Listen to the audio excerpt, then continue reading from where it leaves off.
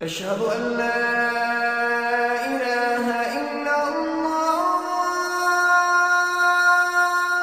الله عز وجل في كتابه الكريم بعد أن أقول أعوذ بالله من الشيطان الرجيم إذ قالت امرأة عمران ربي إني نذرت لك ما في بطني محررا فتقبل مني إنك أنت السميع العليم فلما وضعتها قالت ربي إني وضعتها أنثى والله أعلم بما وضعت وليس الذكر كالأنثى وإني سميتها مريم وإني أعيذها بك وذريتها من الشيطان الرجيم فتقبلها ربها بقبول حسن وأنبتها نباتا حسنا وكفلها زكريا كلما دخل عليها زكريا المحراب وجد عندها رزقا قال يا مريم أنى لك هذا قالت هو من عند الله إن الله يرزق من يشاء بغير حساب رب اشرح لي صدري ويسر لي أمري واحلل عقدة من لساني يفقه قولي واللهم ثبتنا عند الموت بلا إله إلا الله واللهم اجعلنا من الذين آمنوا وعملوا الصالحات وتواصوا بالحق وتواصوا بالصبر آمين يا رب العالمين ثم أما بعد আজকের খুতবা কোরআনে বারবার উল্লেখ করা হয়েছে এমন বিশেষ একজনের জন্য নিবেদিত, আর তিনি হলেন মরিয়ম সালামুন আলাইহা। আমি তার জীবনের কিছু বিষয় নিয়ে আলোকপাত করতে চাই যা আল্লাহ আজ্জা ওয়া জাল্লা কোরআনে তুলে ধরেছেন। আজকের এই আলোচনাটি এই সপ্তাহে একজনের প্রশ্ন দ্বারা অনুপ্রাণিত। একজন আমার কাছে এসে বলল, বাল্যকাল থেকে আল্লাহ আজ্জা ওয়া জাল্লার সাথে তার গভীর সম্পর্ক ছিল। খুব অল্প বয়স থেকে সে আল্লাহর নিকট দোয়া করত, এমনকি কিশোরী বয়সেও তাহাজ্জুদ পড়ত, এমনকি কিশোরী বয়সেও যখনই সে আল্লাহর নিকট কিছু চাইত আল্লাহ তাকে তা দিত। এই ব্যক্তির আসলে খুব কঠিন এক জীবন ছিল। অল্প বয়সে বাবাকে হারান, কোনো ভাই নেই, এই বোন খুবই একাকিত্বের জীবন কাটিয়েছেন এবং সিদ্ধান্ত নিয়েছেন সত্যিকার অর্থে আল্লাহর উপর তাওয়াক্কুল করে থাকবেন। যখন সে এভাবে বড় হতে শুরু করলো, সে দেখতে লাগলো যখনই সে আল্লাহর কাছে কিছু চাইত আল্লাহ অলৌকিকভাবে তার সকল প্রার্থনার জবাব দিত। যখনই সে আল্লাহর কাছে কিছু চাইত আল্লাহ কখনো তার দুয়ার জবাব না দিয়ে থাকেননি। এভাবে সে আল্লাহর উপর নির্ভরতা এবং নৈকট্য বাড়িয়ে তোলে। যখনই তার কিছু দরকার হতো সে 2 রাকাত নামাজ পড়ে আল্লাহর কাছে তা চাইত। তো তার আসলেই আল্লাহর সাথে খুব সুন্দর একটা কানেকশন ছিল। তাহলে এখানে প্রশ্ন কোথায়? প্রশ্ন আসে এই ব্যাপারটা থেকে যে সম্প্রতি তার জীবনে সে অপ্রত্যাশিত কিছু কঠিন সমস্যার মুখোমুখি হয়। তাই সে আল্লাহর প্রতি ইবাদতের পরিমাণ আরও বাড়িয়ে দেওয়ার সিদ্ধান্ত নিল, দোয়ার পরিমাণও বাড়িয়ে দিল, কারণ তার সমস্যা বৃদ্ধি পেয়েছে। সে ভাবল সমস্যা যেহেতু বেড়েছে তাই আল্লাহর কাছে সমাধানের জন্য দোয়ার পরিমাণও বাড়াতে হবে। তাই সে এমনটা করল। সে এত বেশি নামাজ পড়ল, এত বেশি পরিমাণে রোজা রাখলো যে জীবনে কখনো এত রোজা রাখেনি। আল্লাহর কাছে কাকুতি মিনতি করত, কান্নাকাটি করত, যেভাবে সে পূর্বে কখনো করেনি। কিন্তু সমস্যা আরও খারাপ হতে থাকলো, পরিস্থিতির কোনো উন্নতি হচ্ছে না। তখন সে মনে মনে ভাবতে লাগলো, মনে হয় আল্লাহ আমার উপর খুশি নয়, কারণ আগে আমি দোয়া করতাম আর সব দোয়ার উত্তর পেতাম। আমার আগে তো এই সমস্যা ছিল না। যখনই আমার কিছু দরকার হতো আল্লাহর দিকে ফিরতাম আর আল্লাহ আমার সমস্যার সমাধান করে দিতেন। কিন্তু এখন আমি দোয়ার পর দোয়া করেই যাচ্ছি, আল্লাহর কাছে ভিক্ষা চেয়েই যাচ্ছি, আমার সমস্যার কোনো সমাধান হচ্ছে না, শুধু আরও খারাপ হচ্ছে। এর কারণ কি হতে পারে? তার মাথায় এই ধারণা ঘুরতে থাকলো, নিশ্চয়ই আমি ভুল কিছু করেছি। আল্লাহ আর আমার দোয়ার জবাব দিচ্ছেন না, কারণ কোনো কারণে আমি অযোগ্য হয়ে পড়েছি। আল্লাহর ভালো মানুষের তালিকায় আমি আর নেই। আমি এই খুতবা দেওয়ার সিদ্ধান্ত নিয়েছি কারণ সমাজে এই ধরনের চিন্তা খুবই কমন, যা একজন মানুষের মাথা নষ্ট করে দিতে পারে। আমরা দোয়া করি আর আমরা আশা করতে থাকি আল্লাহ আজ্জা ওয়া জাল্লা আমাদের একটা উত্তর দিবেন, আল্লাহ আমাদের সমস্যা সমাধান করে দিবেন। মূলত 2 ধরনের দোয়া আছে আমাদের অধিকাংশের জন্য। আমি এমন দোয়া সম্পর্কে কথা বলছি যা আমরা নিজেদের জন্য করি। এক প্রকার দোয়া হলো আমরা আমাদের বর্তমান সমস্যা সমাধানের জন্য দোয়া করি। আমাদের সমস্যা আছে, কিছু পরিস্থিতিতে আটকা পড়ে গেছি, আমরা চাই আল্লাহ আমাদের আরও খারাপ কোনো সমস্যায় পড়ে যাওয়া থেকে রক্ষা করুন, আমাদের ভালো যা আছে তা যেন তিনি রক্ষা করেন ইত্যাদি। আর অবশ্যই আমরা আমাদের ভবিষ্যতের জন্য দোয়া করি, আমরা নিজেদের জন্য দোয়া করি, সন্তানদের জন্য দোয়া করি, এখন সবকিছু ভালো আছে, ইয়া আল্লাহ এভাবেই যেন থাকে। এই ধরনের দোয়াগুলো আমরা নিজেদের জন্য করে থাকি। যে বিষয়টির উপর আজ গুরুত্বারোপ করতে চাই, আগের একটি খুতবা এটা নিয়ে আমি কথা বলেছিলাম, কিন্তু আজকের খুতবাটি কিছুটা ব্যতিক্রম। এই জন্যই আমি মরিয়ম সালামুন আলাইহাকে বাছাই করেছি। শুরুতে সবাইকে একটা ব্যাপার স্মরণ করিয়ে দিতে চাই, আপনার দোয়ার উত্তর তাৎক্ষণিকভাবে পাওয়া যাক বা না যাক, এর সাথে আল্লাহ আপনার উপর সন্তুষ্ট আছেন কি না তার কোনো সম্পর্ক নেই। এর কোনো সম্পর্ক নেই তার সাথে। এই দুইটার মাঝে কোনো সংযোগ নেই। আর যদি কোনো সংযোগ থাকতো তাও আপনি জানতেন না। কারণটা কি? আপনারা জানেন, আমরা সবাই জানি নূহ আলাইহিস সালামের কথা, যিনি খুবই স্নেহময়ী পিতা ছিলেন। তিনি দাওয়াত দিয়েছেন 950 বছর যাবত। কল্পনা করতে পারেন? আপনাদের কি মনে হয় তিনি তার সন্তানের জন্য দোয়া করেছেন? তিনি তার স্ত্রীর জন্য দোয়া করেছেন? নাকি তাদের ব্যাপারে কোনো পরোয়া করেননি? যিনি তার জাতির জন্য এতটা যত্নশীল হতে পারেন, তারা তাকে থুতু নিক্ষেপ করেছে, অপমান করেছে, তারপরেও তিনি আবারও তাদের কাছে গিয়েছেন। এভাবে 950 বছর যাবত। আপনাদের কি মনে হয় তিনি নিজের ছেলেকে উপেক্ষা করেছেন? নিজের স্ত্রীর কথা ভুলে গেছেন? তিনি তাদের জন্য বছরের পর বছর দোয়া করে গেছেন। তারা নিজেদেরকে পরিবর্তন করেনি। ব্যাপারটা কি এমন নয়? তিনি কি নিজেকে এভাবে দোষ দিয়েছেন যে মনে হয় আমার দাওয়াতটা ঠিকমতো হয়নি, তো আমার আর দোয়ার প্রতি কোনো গুরুত্ব দিচ্ছেন না? আলোচনাটা এভাবে শুরু করার কারণ হলো, ওই মানুষগুলো আমাদের চেয়ে অনেক উত্তম ছিলেন। তাদেরও একই রকম সমস্যা ছিল। এখানে এমন অনেক পিতামাতা আছেন যারা সন্তানদের জন্য প্রতিনিয়ত দোয়া করে যান, কিন্তু তারা দেখেন সন্তানরা ধর্ম ছেড়ে চলে যাচ্ছে, তারা অন্ধকার পথে হারিয়ে যাচ্ছে, আর তারা এটা নিয়ন্ত্রণ করতে পারছে না। নিয়মিত দোয়া করে যাচ্ছেন, কিন্তু দোয়ার কোনো উত্তর দেখা যাচ্ছে না। ফলে তারা হতাশ হয়ে পড়ছেন। আমি কি ভুল কিছু করেছি? আল্লাহ কেন উত্তর দিচ্ছেন না? আরে, আপনি তো একা এমন পরিস্থিতিতে পড়েননি। আমাদের রসুল সাল্লাল্লাহু আলাইহি সাল্লাম প্রচুর দোয়া করেছেন। আপনার কি মনে হয় না যে তিনি তার চাচার জন্য দোয়া করেছেন, তার পরিবারের জন্য দোয়া করেছেন? আপনার কি মনে হয় না তিনি আবু লাহাবের কথা বিবেচনায় নেননি? যদি তিনি দোয়া করে থাকেন, তার সকল আবেগপ্রবণ দোয়া সত্ত্বেও আল্লাহ আযজা ওয়া জাল্লা তাকে বলছেন, ইন্নাকা লা তাহদি মান আহবাবত। আমাদের মাঝে এমন অনেকেই আছেন, এমন অনেক সন্তানেরা আছেন যারা আশা করেন তাদের পিতামাতা বা বড়রা যদি আরেকটু ভালোভাবে আল্লাহর পথে চলত। এমন বহু তরুণ তরুণীর সাথে আমার কথা হয়েছে যাদের পিতামাতা ভয়ঙ্কর রকমের পরিষ্কার হারাম ব্যবসায় জড়িত। সন্তানেরা, তাদের ছেলেমেয়েরা তাদের বলছে, প্লিজ এই ব্যবসা থেকে বের হয়ে আসেন, আমি আপনাদের উপর নির্ভরশীল, আর আমি তো এই মুহূর্তে আমার পরিবারের জন্য আয় করার অবস্থানে নেই, কিন্তু আপনারা যা করছেন তা ভুল। তখন সন্তানদের বলা হয়, তোমরা পিতামাতাকে অসম্মান করছো, তোমাদের তো পিতামাতার সাথে তর্ক করা উচিত নয়। এই ক্ষেত্রে ব্যাপারটা সম্পূর্ণ উল্টো। যে সন্তানেরা পিতামাতার হেদায়েতের জন্য দোয়া করছেন, কিন্তু পরিস্থিতির কোনো উন্নতি হচ্ছে না। এর বাহিরেও কারো হয়তো ভয়ঙ্কর অসুস্থতা দেখা দিতে পারে, স্বাস্থ্য সংক্রান্ত চরম দুর্দশাও আসতে পারে, অথবা চাকরি খুঁজে পাচ্ছেন না, অর্থনৈতিক সমস্যায় আক্রান্ত, আর আপনি আল্লাহর কাছে দোয়া করে যাচ্ছেন, মনে মনে বলছেন, আমি তো গত বছর ইতিকাফও করেছি, আমি দোয়া করেই গেছি, সারা রাত সিজদায় পড়েছিলাম, এরপরেও আমার সমস্যা রয়ে গেছে, এরপরেও কোনো সমাধান আসেনি। সবার আগে আমি আপনাদের সবাইকে মনে করিয়ে দিতে চাই যে নবীরা, তাদের সকলেই, আমাদের বহুকাল পূর্বে যারা এসেছিলেন, আল্লাহ অনবরত তাদের দোয়ার কথা কোরআনে উল্লেখ করেছেন। তাদের সমস্যাগুলোর কথাও কোরআনে বারবার উল্লেখ করেছেন। আপনাদের কি মনে হয় না ইয়াকুব আলাইহিস সালাম, যিনি 12 জন সন্তানের পিতা ছিলেন, তিনি তার সব সন্তানের জন্য দোয়া করেছেন? বিশেষ করে ইউসুফ আলাইহিস সালামের জন্য, যখন তিনি ইউসুফকে হারিয়ে ফেলেন, আপনাদের কি মনে হয় না তিনি ইউসুফ আলাইহিস সালামের নিরাপত্তার জন্য দোয়া করেছেন, তিনি যেন তার সুন্দর সন্তানকে আবার দেখতে পান? আমরা জানি তিনি এত বেশি কেঁদেছিলেন যে দৃষ্টিশক্তি হারিয়ে ফেলেছিলেন, অবিয়াদ্দাত আইনাহু, এবং দুঃখে তার চক্ষুদয় সাদা হয়ে গেল। তার এত বছরের দোয়ার কোনো উত্তর পাওয়া গেল না, কিন্তু পরিশেষে উত্তর পাওয়া গেল। আপনাদের কি মনে হয় না যখন মূসা আলাইহিস সালামের মা নিজ ছেলেকে পানিতে ভাসিয়ে দেন, আর দেখতে পাচ্ছেন যে স্রোতের টানে বাক্সটি হারিয়ে যাচ্ছে, বাক্সটি যে কোনো সময় উল্টে যেতে পারে, আর কিভাবে জানেন যে বাক্সটি ওয়াটারপ্রুফ, পানি প্রবেশ করবে না? কিভাবে জানবেন যে এটি পাথরে আঘাত পেয়ে ভেঙে যাবে না? আপনি নদীতে ফেলে দিচ্ছেন একটি বাচ্চাকে, নদীতে। আপনাদের কি মনে হয় না যে মূসার মা আল্লাহর কাছে দোয়া করেছেন? এই দুই দোয়ার ক্ষেত্রে পার্থক্যটা লক্ষ্য করুন। মূসা আলাইহিস সালামের মায়ের ক্ষেত্রে তিনি আল্লাহর কাছে দোয়া করেন, তিনি তার ছেলের সাথে আবার একত্রিত হন ঠিক কয়েক ঘন্টা পর।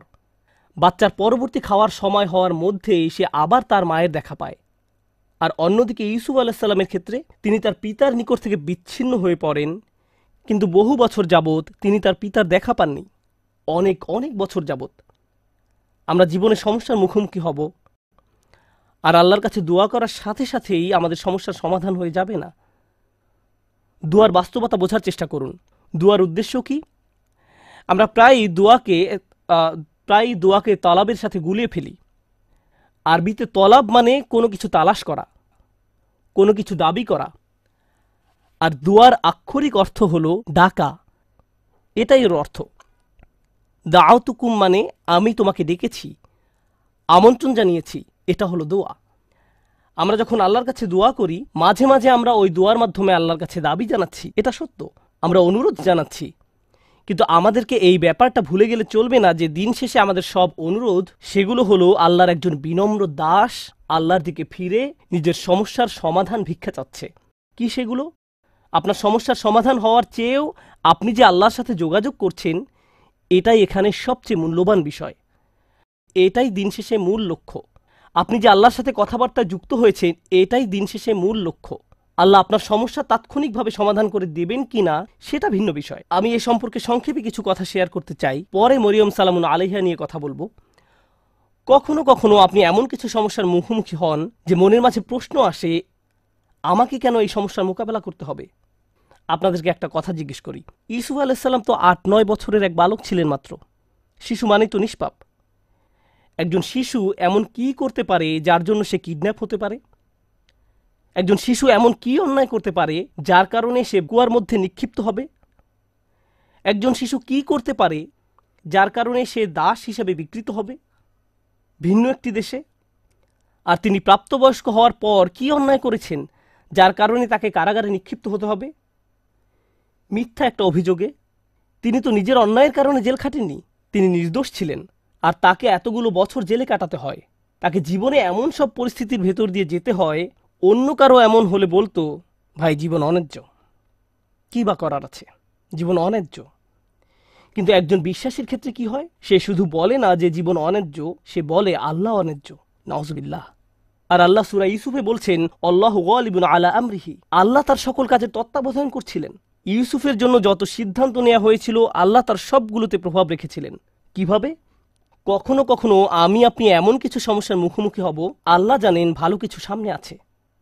কখনো কখনো ভালো যা কিছু আসছে তা আপনার নিজের জন্য, আবার কখনো বা অন্য কারোর জন্য, আবার কখনো বা অন্য কারোর জন্য। কখনো কখনো আপনি জীবিত থাকতেই এর উপকার পাবেন, আপনি জীবিত থাকতেই এর উপকার পাবেন। আর কখনো কখনো এই উপকার আসবে আপনি আল্লাহর কাছে ফিরে যাওয়ার পর। ইউসুফ আলাইহিসসালামের ক্ষেত্রে কি হয়েছিল? একজন পিতা তার সন্তান থেকে বিচ্ছিন্ন হয়ে পড়েন। কিন্তু চিন্তা করে দেখুন, তাকে যদি কিডন্যাপ করা না হতো তাহলে তিনি কুয়ায় নিক্ষিপ্ত হতেন না। তিনি যদি কুয়ায় না পড়তেন তাহলে কোনোদিন মিশরে গিয়ে পৌঁছাতেন না। আর মিশরে কোনোদিন না গেলে তিনি জেলে নিক্ষিপ্ত হতেন না। আর যদি জেলে না যেতেন তাহলে জেলের ওই 2 লোকের সাথে তার কোনোদিন সাক্ষাৎ হতো না যাদের স্বপ্নের তিনি ব্যাখ্যা দিয়েছিলেন। ওই 2 ব্যক্তির সাথে যদি তার কোনোদিন দেখা না হতো, তাদের একজন বেঁচে যায় এবং রাজার খেদমতে নিয়োজিত হয়। আর যখন রাজা একটি স্বপ্ন দেখলেন, ওই ব্যক্তি তাহলে কোনোদিন বলতেন না যে হ্যাঁ, আমি এক লোকের কথা জানি যে আপনার স্বপ্নের ব্যাখ্যায় সাহায্য করতে পারবে। স্বপ্নটা কি ছিল? দেশে 7 বছর হবে প্রাচুর্যের, আর পরবর্তী 7 বছর দেশে কোনো ফসল ফলবে না, কোনো উৎপাদন হবে না, মানুষ দুর্ভিক্ষে মারা যাবে। যদি ইউসুফ জেলে না যেতেন আলাইহিসসালাম এবং তাকে মুক্তি দেওয়া না হতো ওই স্বপ্নের ব্যাখ্যা করার জন্য সেই সময়, তাহলে দেশ অর্থনৈতিক, ফাইন্যান্সিয়াল এবং সামাজিক এক দুর্যোগে পতিত হতো। লক্ষ লক্ষ শিশু দুর্ভিক্ষে মারা যেত। একজন শিশু কষ্ট স্বীকার করলো কয়েক বছরের জন্য। এক শিশুর কষ্ট স্বীকারের ফলে আল্লাহর পরিকল্পনা ছিল অগণিত পরিবারকে অনাহারে সন্তান হারানোর বেদনা থেকে রক্ষা করবেন। এই পরিকল্পনার কারণে ইউসুফ আলাইহিসসালাম জেল থেকে ফিরে এসে স্বপ্নের ব্যাখ্যা করলেন এবং অর্থ মন্ত্রণালয়ের দায়িত্ব নিলেন। আমার এক বন্ধুর নাম হয়তো আপনারা শুনে থাকবেন, তার নাম রবার্ট ডেভিলা। আমি ওই বোনকে তার সম্পর্কে জিজ্ঞেস করেছিলাম। সে বলল সে তার কথা শুনেছে। সে তার শরীরের কোনো অংশ নাড়াতে পারে না, শুধু মুখমণ্ডল ছাড়া। সে কি এমন অন্যায় করেছে যার কারণে এমন পরিস্থিতি? কিছুই না। কিন্তু কত মানুষ ইসলাম গ্রহণ করেছে তার এই অক্ষমতার দরুন। কত শত মানুষ এই ঘটনার কথা শুনে আল্লাহর পথে ফিরে এসেছে। কত শত মানুষ আল্লাহর প্রতি অকৃতজ্ঞ ছিল, যদিও তারা মুসলিম ছিল কিন্তু নামে মাত্র মুসলিম ছিল, এবং সিদ্ধান্ত নিল যে আল্লাহর কাছে আত্মসমর্পণ করবে। কারণ ওই মানুষটি একটি বিছানায় শুয়ে আছে, তার কষ্ট, দুর্ভোগ লক্ষ লক্ষ মানুষের জন্য হেদায়েতের কারণে পরিণত হলো। বুঝতে পারছেন? কখনো কখনো আমি আপনি কষ্টকর অবস্থায় পতিত হই, যা আসলে খুবই সামান্য, এমন অসংখ্য কল্যাণ আর এমন অসংখ্য উপকারের জন্য, যা হয় এখন আমার কাছে আসবে, নতুবা আল্লাহর কাছে ফেরত যাওয়ার পর আমি এর উপকার ভোগ করব। সুতরাং আমাদের দোয়া কোনো কিছু অর্ডার করার মতো নয়। যখন ওই বোন আমাকে তার সমস্যার কথা বলছিল, সাথে সাথে আমার মরিয়ম সালামুন আলাইহার কথা মনে পড়ল। কারণ মরিয়ম সালামুন আলাইহার ক্ষেত্রে এমনকি ছোট বয়সেও তার জন্ম আশ্চর্যজনক। তার জন্মের কথা কোরআনে উল্লেখ করা হয়েছে। খুব বেশি সংখ্যক মানুষের জন্মের কথা কোরআনে উল্লেখ করা হয়নি। মা একটি ছেলে সন্তান আশা করেছিলেন, কিন্তু তার একটি মেয়ের জন্ম হলো। আর আল্লাহ বলেন ওয়ালাইসা যাকারু কাল উনসা, যার অনেকগুলো গভীর অর্থ রয়েছে। আমি এখন শুধু একটি অর্থ হাইলাইট করছি। এই মেয়েটি অন্য কোনো ছেলের মতো নয়, এই মেয়েটি স্পেশাল। প্রসঙ্গত, দয়া করে এই কথাগুলো মনে রাখবেন। পরের বার আপনাদের কেউ যদি সন্তান সম্ভবা হয়ে থাকেন, আপনি আশা করছেন, আপনার মা আশা করছে, আপনার চাচাতো খালাতো ভাই বোনেরা আশা করছে একটি ছেলে শিশুর জন্ম হবে, কিন্তু একটি মেয়ের জন্ম হলো, তখন মনে রাখবেন আল্লাহ মরিয়ম সালামুন আলাইহার জন্মের মতো কারো জন্মের কথা এভাবে হাইলাইট করেননি।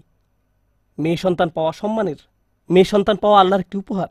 মেয়ের জন্ম হলে অসন্তুষ্ট হওয়া আসলে মুশরিকদের বৈশিষ্ট্য। আল্লাহ মুশরিকদের সম্পর্কে বলেন জল্লা ওয়াজহুহু মুসওয়াদ্দান ওয়া হুয়া গাযীম, তাদের কাউকে যখন কন্যা সন্তানের সুসংবাদ দেওয়া হয় তখন তার মুখ কালো হয়ে যায়, সে অন্তর্জ্বালায় পুড়তে থাকে। মেয়ে সন্তান পাওয়া আল্লাহর পক্ষ থেকে আশীর্বাদ এবং সম্মান। মেয়ের জন্ম হলে যদি অসন্তুষ্ট হয়ে পড়েন, তাহলে আপনি শুধু আল্লাহর উপহারেরই অসম্মান করছেন না, আপনি কুরআনের আয়াতকেও অসম্মান করছেন। এই কথাগুলো মনে রাখবেন। এই শিশুর জন্ম হলো, তাকে আসলে বিশেষ একটি জায়গা দেওয়া হলো। তখনকার সময়ের কেন্দ্রীয় মসজিদে জাকারিয়া আলাইহিসসালাম তার দেখাশোনা করতেন। আর যখনই তিনি তার খোঁজ খবর নেওয়ার জন্য আসতেন, কারণ মরিয়ম আলাইহিসসালাম আল্লাহর ঘরে থেকে আল্লাহর ইবাদতে নিজেকে উৎসর্গ করলেন। কুল্লামা দাখালা আলাইহা জাকারিয়াল মেহরাব ওয়াজাদা ইনদাহা রিজকান, যখনই জাকারিয়া মেহরাবের মধ্যে তার কাছে আসতেন, কিছু খাবার দেখতে পেতেন। তিনি জিজ্ঞেস করলেন, এগুলো কোথায় পেলে তুমি? এই ফলগুলোর তো এখন উৎপাদন হয় না, এমনকি এগুলো এই সিজনেরও নয়। এগুলো শীতকালে হয় আর ওইগুলো গরমকালে জন্মে। তুমি এইসব ফল কোথায় পেলে? উত্তর দিতেন ক্বালাত হুয়া মিন ইনদিল্লাহ, এগুলো আল্লাহর পক্ষ থেকে বিশেষভাবে এসেছে। এই ফলগুলো আমার নিকট আল্লাহর পক্ষ থেকে এসেছে। ভাবতে পারেন এমন একজনের কথা, যার দোয়া এমনভাবে কবুল হয় যে আকাশ থেকে খাদ্য অবতীর্ণ হয় এই নারীর জন্য। তাই যখন ওই বোন আমাকে বলছিলেন তার দোয়া কবুল হয়ে যায়, আমি সাথে সাথে মরিয়ম সালামুন আলাইহার কথা মনে করলাম। কি অলৌকিকভাবে আল্লাহ তার ব্যাপারে হস্তক্ষেপ করতেন, এমনকি খাদ্যের মতো বিষয়েও। যা আমরা নিজেরা উঠে গিয়ে নিয়ে আসতে পারি, তাকে এমনকি সেজন্য উঠতে হয়নি। খুব স্পেশাল এক কিশোরী, খুব স্পেশাল এক নারী। এখন এই নারী সম্পর্কে যে ব্যাপারটি আজকে গুরুত্ব দিয়ে তুলে ধরতে চাই, তা হলো একদিন তার নিকট এক ফেরেশতার আগমন ঘটল। ফেরেশতা বলল সে একটি বাচ্চার মা হতে যাচ্ছে। তার মাথায় প্রথমে আসলো, আমি তো বিবাহিতা নই, আমি মা হব বলে তুমি কি বোঝাতে চাচ্ছ? লাম ইয়ামসাসনি বাশার, আমাকে তো কোনো পুরুষ স্পর্শ করেনি, আমার বাচ্চা হবে বলে তুমি কি বোঝাতে চাচ্ছ? কাযালিকি ক্বালা রব্বুক, আমি দুঃখিত, আমরা এসেছি শুধু সংবাদ জানাতে। এটা হবে কি হবে না সেই ব্যাপারে পরামর্শ করতে নয়। সেই সিদ্ধান্ত ইতিমধ্যে নেওয়া হয়ে গেছে, তুমি একটি বাচ্চার মা হতে যাচ্ছ। এখন তিনি পুরোপুরি আতঙ্কিত, আমি কি করব? তিনি আল্লাহর কাছে ফিরে আশা করতে পারতেন এমনটি যেন না হয়, কিন্তু এটা তো ঘটবেই। আমি আপনাদের জন্য পরের কিছু ঘটনা এখন বর্ণনা করছি, যেন উপলব্ধি করতে পারেন এই নারী কেমন এক কঠিন পরীক্ষায় পড়েছিল। বাচ্চার জন্মের পর তিনি তার নিজ শহরে ফিরে আসলেন। সমাজের সবাই তাকে দেখত দুনিয়া ত্যাগী, আল্লাহওয়ালা নারী হিসেবে। এমন নারী যে আল্লাহর ইবাদতে সবসময় নিয়োজিত থাকে। এমন নারী যাকে তাদের নবী জাকারিয়া আলাইহিস সালাম সমর্থন জানিয়েছিলেন। এমন নারী যিনি জাকারিয়া আলাইহিস সালামের তত্ত্বাবধানে বড় হয়ে ওঠেন। মসজিদের আশেপাশের সবাই সেখানে দাঁড়িয়ে আছেন, আর তিনি একটি বাচ্চা কোলে করে এগিয়ে আসছেন। সবাই তখন একসাথে তাকে অপমানিত করতে শুরু করল। কিভাবে তুমি এমন কাজ করতে পারলে? নিজের কি সর্বনাশ তুমি করে ফেলেছ? পর্দার অপর পাশে আজকের জুমার নামাজে অনেক মহিলা উপস্থিত আছেন। আপনারা জানেন কোনো মুসলিম নারী এমন অবস্থার কথা কল্পনাও করতে পারেন না, যেখানে তিনি একটি বাচ্চা কোলে নিয়ে দাঁড়িয়ে আছেন আর মানুষ বলছে এই বাচ্চা বৈধ নয়। তার পক্ষে এমন ধরনের অপমানের কথা কল্পনায়ও আনা সম্ভব নয়। আর আমাদের পুরুষদেরকেও এই ধরনের অভিযোগের কথা কল্পনা করতে পারবো না। আমাদের বোনদের জন্য, আমাদের মায়ের জন্য, আমাদের মেয়ের জন্য এটা আমাদের চিন্তার বাহিরে। একজন মুসলিমের জন্য আমাদের মান মর্যাদা আমাদের জীবনের চেয়েও মূল্যবান। আত্মমর্যাদার যে চেতনা আল্লাহ আমাদের দান করেছেন, তা আমাদের কাছে আমাদের জীবনের চেয়েও বেশি মূল্যবান। আর তিনি জানতেন তিনি যখন নিজের এলাকায় ফেরত যাবেন, তখন লোকজন এমন কথাই বলবে। তার পেছনে বলা বলি করলে এক কথা, কিন্তু তারা লোক সম্মুখে তার মুখের উপর বলছে, একেবারে সরাসরি তাকে বলছে তিনি কিভাবে এই সমস্যার মোকাবেলা করলেন। কারণ যত দুয়াই তিনি করেন না কেন, আল্লাহর সিদ্ধান্তে কোনো পরিবর্তন হবে না। আল্লাহ সিদ্ধান্ত নিয়েছেন তাকে এই পরীক্ষার সম্মুখীন হতে হবে, তাকে সমাজের সামনে এভাবে দাঁড়াতে হবে। তখন তিনি কি করলেন? যখন প্রসব বেদনা শুরু হলো, তিনি বলে উঠলেন, ইয়া লাইতানি মিত্তু ক্বাবলা হাযা। তিনি বলে উঠলেন, হায়, আমি যদি কোনো রূপে এর পূর্বে মরে যেতাম। আশা করছি সন্তান প্রসবকালে মারা যাব, কারণ সামনে যে অপমান সইতে হবে তার থেকে মৃত্যুর মাধ্যমে সহজে অব্যাহতি পাওয়া যাবে। কুরআনের অন্য কোথাও কারো মৃত্যু কামনা করার কথা উল্লেখ নেই, শুধু এই জায়গায়। একবার চিন্তা করে দেখুন, কেন তিনি মৃত্যু কামনা করছেন? আল্লাহ আজ্জা জাল্লা স্বীকার করছেন যে কখনো কখনো মানুষ এমন কঠিন মানসিক আঘাতে জর্জরিত হবে যে মৃত্যু কামনা করে বসবে। এমন পরিস্থিতিতেও মানুষ পড়বে। ঠিক এমনই এক চরম পরিস্থিতিতে তিনি পড়ে গেলেন, আর আল্লাহ এটা স্বীকার করলেন। ইয়া লাইতানি মৃত্যু কবলা হাযা, আমি এটা পড়ার পর প্রচণ্ড ধাক্কা খেলাম। কিভাবে তিনি এমন কথা বলতে পারলেন? জানেন তো, আমাদের রাসূলুল্লাহ সাল্লাল্লাহু আলাইহি সাল্লাম বলেছেন, লা ইয়াতামান্না ইয়ান্না আহাদুকুমুল মাউতা, তোমাদের কেউ যেন মৃত্যুর আকাঙ্ক্ষা না করো। তোমাদের মৃত্যু কামনা করা উচিত নয়। কেউ কখনো সহজে মৃত্যু কামনা করে না, কিন্তু তিনি এখানে মৃত্যু কামনা করছেন কেন? এটা অত্যন্ত কঠিন এক পরিস্থিতি, মারাত্মক এক অবস্থা। তো তিনি যে অপমানের সম্মুখীন হতে যাচ্ছেন তা মৃত্যুর চেয়েও খারাপ। তাই তিনি বললেন, ইয়া লাইতানি মৃত্যু কবলা হাযা। এই কথা কোরআনে উল্লেখ করার কারণ আছে। দুনিয়ার এই জীবনে মানুষ অপমানজনক পরিস্থিতিতে পড়বে, থেকে মুক্তির কোনো উপায় চোখে পড়বে না। অনেককে তাদের পরিবারের সম্মুখীন হতে হবে, মিথ্যা অপবাদের সম্মুখীন হবে, অতীতের কোনো ভুলের মোকাবেলা করতে হবে। কে জানে, তাদের এমন ধরনের মানসিক আঘাতের মোকাবেলা করতে হবে। তখন তারা মরিয়ম সালামুন আলাইহার উদাহরণে সান্ত্বনা খুঁজে পাবেন। কিন্তু তিনি এখানেই থেমে যাননি। তিনি বললেন, ওয়াকুন্তু নাসিয়াম মানসিয়া। নাসিয়ান মানসিয়া খুবই অসাধারণ শব্দযুগল। তারা বলে ফাল ও ফিল, এবং এই দুইটি ওজন।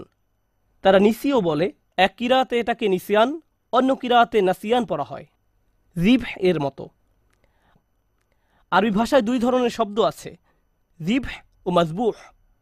একইভাবে নাসি এবং মানসি, এই শব্দগুলোর প্রথমটা আসলে ব্যবহৃত হয়, আমি আপনাদের জন্য লিখে এনেছি। ولا يقال للكبش ذبح إلا إذا أعد للذبح। কোনো প্রাণীকে, অর্থাৎ কোনো ছাগল বা ভেড়াকে আপনি ততক্ষণ পর্যন্ত জিভ বলবেন না যতক্ষণ না এটি জবাই করার উপযুক্ত হয়। জবাই করা হয়ে গেলে এটাকে বলা হয় জাবিহ, এটাকে বলা হয় মাজবুহ। জবাইয়ের আগে না, আগে বলা হয় জিভ। তিনি দুইটি শব্দ ব্যবহার করলেন, যদি আমি মরে যেতাম, যদি মানুষের স্মৃতি থেকে বিলুপ্ত হয়ে যেতাম, এভাবেই অনুবাদ করা হয়। কিন্তু এখানে যে দুইটি শব্দ আছে সেটা ওনারা ভুলে গেছেন। একটা শব্দ নাসিয়ান, অর্থ আসলে তিনি তো মসজিদ থেকে অনেক দূরে, ঠিক না? তিনি এখন বাড়িতে অবস্থান করছেন না। কেউ যেন কোনোদিন আমাকে মিস না করে, তারা যেন এই প্রশ্নটাই না করে যে মরিয়ম কোথায় গেল। আমি যদি অদৃশ্য হয়ে যেতাম, যদি মানুষের স্মৃতি থেকে বিলুপ্ত হয়ে যেতাম এই মুহূর্তে, কারো যেন কোনোদিন আমার কথা মনেও না হয়। এটা হলো নাসিয়ের অর্থ। চিন্তাও মাথায় না আসে যে এক সময় আমার অস্তিত্ব ছিল। এমন অনেকেই আছে যারা এত কঠিন হতাশা এবং উদ্বেগের ভিতর দিয়ে যায় যে ঘর থেকেই বের হয় না, ফোন রিসিভ করে না, টেক্সট মেসেজের কোনো জবাব দেয় না। তারা এত বেশি মানসিক যন্ত্রণা অনুভব করে যে তাদের ইচ্ছা হয় যদি তারা মানুষের স্মৃতি থেকে বিলুপ্ত হয়ে যেত। কেউ যদি তাদের দরজায় করাঘাত করে, তারা ভাবে যদি তারা আমার কথা ভুলে যেত, হায় যদি আমার কারোর সাথে আর দেখা না হতো।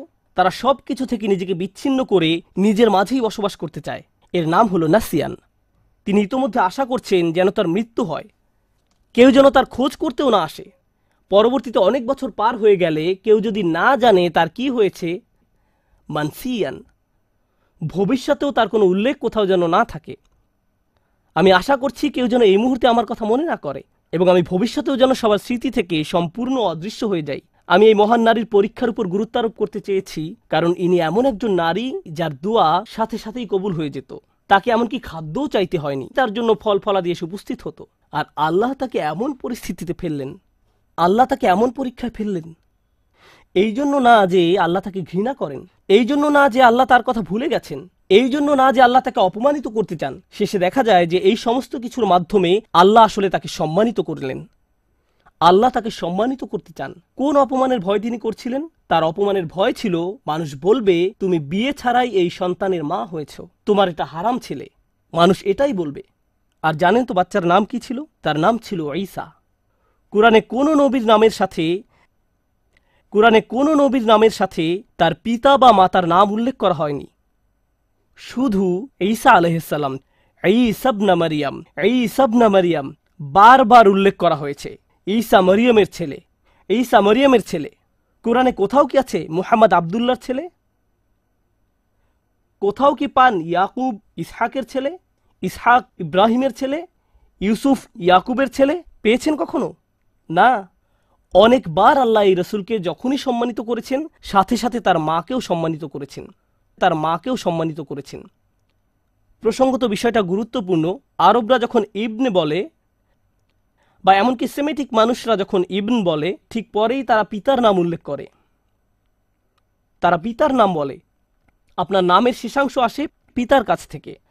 আল্লাহ এই সাধারণ নিয়মের বাহিরে গিয়ে মানুষকে মনে করিয়ে দিয়েছেন যে তার কোনো পিতা নেই, আর আমি সাধারণ নিয়মের বাহিরে গিয়ে এই মাকে সম্মান দেখাবো। ঈসা ইবনে মারইয়াম। প্রতিবার আল্লাহ এই অপমানের কথা উল্লেখ করেছেন অন্য কারণে। আর এই বিষয়টা বলেই আমি আমার খুতবার সমাপ্তি টানছি। কখনো কখনো আপনার কষ্ট অন্য মানুষের মুক্তির কারণে পরিণত হবে। আপনি সমস্যায় পড়েছেন কারণ এটা আপনার থেকেও বড় কোনো উদ্দেশ্য সাধন করবে, তখন তাদের জন্য সাদাকায়ে জারিয়ায় পরিণত হবেন। আপনার কারণে তারা ভালো কিছু অর্জন করবে। মারিয়াম সালামুন আলাইহার এই কষ্ট থেকে প্রতিবার যখন কোনো নারী অপমানিত হয়, প্রতিবার যখন কোনো নারী অপবাদের শিকার হবে, প্রতিবার যখন কোনো নারী কামনা করবে যদি সে মরে যেত পরিস্থিতির মুখোমুখি হওয়ার চেয়ে, তখন সে মরিয়ম সালামুন আলাইহার কষ্টের মাঝে নিজের সান্ত্বনা খুঁজে পাবেন। আর যখনই কোনো নারী সান্ত্বনা খুঁজে পাবে, মরিয়ম সালামুন আলাইহার মর্যাদা এতে আবারও বেড়ে যাবে। সুবহানাল্লাহ। আমাদের দোয়ার মাধ্যমে আমরা আল্লাহর সাথে সংযোগ স্থাপন করি। আমাদের দোয়া এমন কিছু নয় যার মাধ্যমে এই দুনিয়া জান্নাতে পরিণত হবে। পৃথিবীর এই জীবনে পরীক্ষা থাকবেই। আমাদের চেয়ে বহুগুণে উত্তম মানুষদের জীবনে সমস্যা ছিল, আর এটা ঠিক আছে। লাকাদ খলাকনাল ইনসানা ফি কাবাদ। আমি মানুষকে সৃষ্টি করেছি অত্যন্ত কষ্ট ও শ্রমের মাঝে। কষ্ট ক্লেশ জীবনেরই অংশ। দুয়ার উদ্দেশ্য হলো আমাকে আপনাকে এই কষ্টগুলো মোকাবেলায় সাহায্য করা। আর কখনো ভুলে যাবেন না যে আল্লাহ আমাদের সাথে আছেন। আল্লাহ আজ্জা জাল্লাহ আমাদের সেসব মানুষদের অন্তর্ভুক্ত হওয়া থেকে রক্ষা করুন যারা ঈমান হারিয়ে ফেলে। আল্লাহ আজ্জা জাল্লাহ আমাদের মর্যাদা দান করুন এবং আমাদের এই কথা স্মরণে রাখতে সাহায্য করুন যে মানুষ আপনাকে অপমানিত করতে চাইবে যেভাবে তারা মরিয়ম সালামুন আলাইহাকে অপমান করেছিল। লোকে আপনার সম্পর্কে কি মনে করে আর আল্লাহ আপনার সম্পর্কে কি মনে করেন, এর মাঝে বিশাল পার্থক্য আছে। কারণ আপনি যদি লোকের কথা মানেন তাহলে মরিয়ম ছিলেন সমাজের সবচেয়ে অপমানিত, আর যদি আল্লাহর কথা মানেন তাহলে তিনি ছিলেন মানব ইতিহাসের সবচেয়ে মর্যাদাবান নারীদের একজন। তাই আমরা আল্লাহর কথা মানব। ওয়ালাকাদ কাররামনা বানি আদম। আর আমি তো আদম সন্তানদের সম্মানিত করেছি। আল্লাহ আজ্জা জাল্লাহ আমাদেরকে তার নিকট সম্মানিত মানুষে পরিণত করুন, মানুষের নিকট সম্মানিত করার পূর্বে। বারাকাল্লাহু লি ওয়া লাকুম ফিল কুরআনিল হাকিম ওয়া নাফা'আনি ওয়া ইয়্যাকুম বিল আয়াতি ওয়া যিকরিল হাকিম।